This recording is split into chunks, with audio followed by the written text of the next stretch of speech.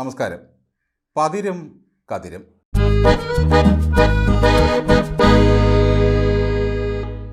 കൈരളിയിലെ JB junction എന്ന പരിപാടിയിൽ പങ്കെടുത്ത മുൻ ADGP അലക്സാണ്ടർ ജേക്കബ് ജോൺ ബ്രിട്ടാസിനോട് ഒരു ചോദ്യം ചോദിച്ചു. ബ്രിട്ടാസ് എന്ന വാക്കിൻ്റെ അർത്ഥം അറിയാമോ? മുഖത്ത് പെയിൻ്റ് അടിച്ചവനെന്നാണ് ആ വാക്കിൻ്റെ അർത്ഥം. ലത്തീൻ ഭാഷയിലെ ഒരു വാക്കാണത്. ജൂലിയസ് സീസർ ഇംഗ്ലണ്ടിൽ ചെന്നപ്പോൾ അവിടുത്തെ ജനങ്ങൾ മുഖത്ത് ചായം തേച്ച് കോമാളി വേഷത്തിൽ എതിരേൽക്കാൻ നിന്നത്രേ. അങ്ങനെയാണ് ബ്രിട്ടാണിക് ഫോക്ക് എന്ന പ്രയോഗമുണ്ടായത്. ചുരുക്കി പറഞ്ഞാൽ അന്നിരുന്ന് ചമ്മിയ ജോൺ ബ്രിട്ടാസിനെ ആരും മറക്കാനിടയില്ല. ഇതുപോലെ പിണറായി വിജയനെ സുഖിപ്പിക്കാൻ മുഖത്ത് കമ്മ്യൂണിസത്തിൻ്റെ ചായമടിച്ച് രംഗപ്രവേശം ചെയ്ത വെറും ബ്രിട്ടാണിക് ഫോക്ക് മാത്രമാണ് ഈ ജോൺ ബ്രിട്ടാസ്. പഠിക്കുന്ന കാലത്ത് SFIയിലും DYFIയിലും ഒന്നും ചെന്ന് ചാടാതിരുന്നതിനാൽ ഇംഗ്ലീഷ് കുറേയൊക്കെ പഠിക്കാൻ കഴിഞ്ഞു.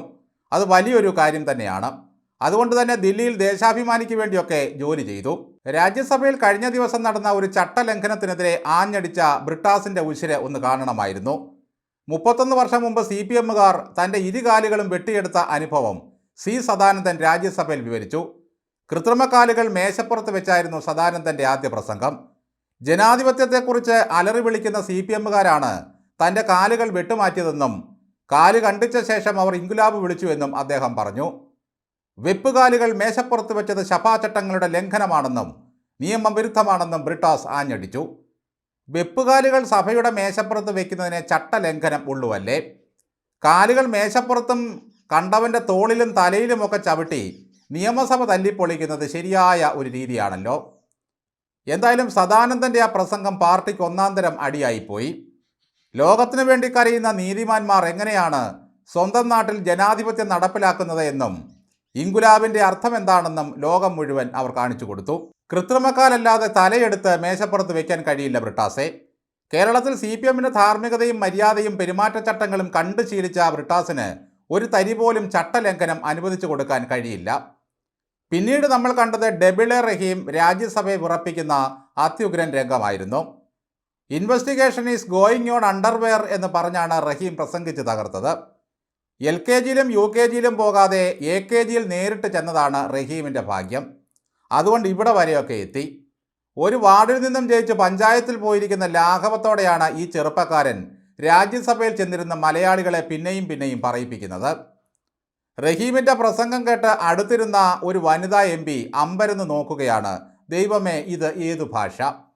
ഇത്തരം പാഴികളെയൊക്കെ പാർലമെൻറ്റിലേക്കും രാജ്യസഭയിലേക്കും അയക്കുന്ന ഈ പാർട്ടിയെ സമ്മതിച്ചു കൊടുക്കണം. സ്വർണ്ണക്കൊള്ളയുടെ അന്വേഷണം ഹൈക്കോടതിയുടെ മേൽനോട്ടത്തിൽ നടക്കുകയാണെന്ന് പറയാനാണ് റഹീമിൻ്റെ ഈ വിങ്ങലും വിക്കലും പൊട്ടലുമെല്ലാം. ശിവൻകുട്ടിക്ക് ശേഷം എന്തുകൊണ്ടും വിദ്യാഭ്യാസ മന്ത്രിയാകാനുള്ള യോഗ്യതയൊക്കെ ഡബിളെ റഹീം എന്തുകൊണ്ടും നേടിയെടുത്തു കഴിഞ്ഞു.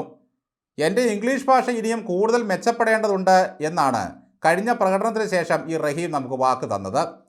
ക്യാൻ യു മേക്ക് ആൻ ഓഡിറ്റിൽ നിന്നും ഇൻവെസ്റ്റിഗേഷൻ ഗോയിങ് ഓൺ അണ്ടർവെയറിലേക്ക് പുരോഗമിച്ചിരിക്കുകയാണ് റഹീമിൻ്റെ ഇംഗ്ലീഷ്.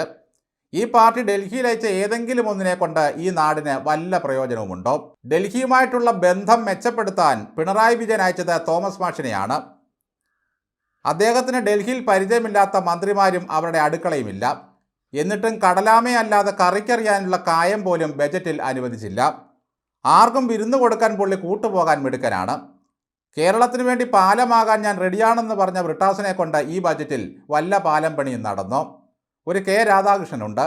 ആകെയുള്ള ഒരു കനലാണത്. പാർലമെൻറ്റിലെങ്ങും ആ ശബ്ദം കേൾക്കാനേ ഇല്ല, ആളിനെ കാണാനില്ല. എന്തെങ്കിലും ആരെങ്കിലും ചോദിച്ചു പോയാൽ പറയും, എൻ്റെ നിറമാണോ പ്രശ്നം? അടുത്ത മാസം ലിയോ മാർപ്പാപ്പ വരുമ്പോൾ പിണറായി കൈ കൊടുക്കാൻ സമയം ചോദിച്ചിട്ടുണ്ട്. അതിനിടനില നിൽക്കുന്നത് KV തോമസ് ആണ്. ഇങ്ങനെയൊക്കെയുള്ള പണികൾക്ക് പുള്ളി വലിയ മിടുക്കനാണ്. അന്ന് നിർമ്മല മാഡത്തിന് വല്ല വിരുന്നും കൊടുത്ത് എന്തെങ്കിലുമൊക്കെ വാങ്ങിയെടുക്കാൻ നോക്കുക. ദില്ലിയിലേക്ക് പാർട്ടി അയച്ചതെല്ലാം വെറും മരപ്പാഴികൾ ആകുന്നു. ബ്രിട്ടാസിൻ്റെ ചായത്തിലും റഹീമിൻ്റെ കുന്തത്തിലും തോമസിൻ്റെ കുമ്പളങ്ങി വിഭവങ്ങളിലും വീണു പോകുന്നവരല്ല ഡൽഹിയിലിരിക്കുന്നത്.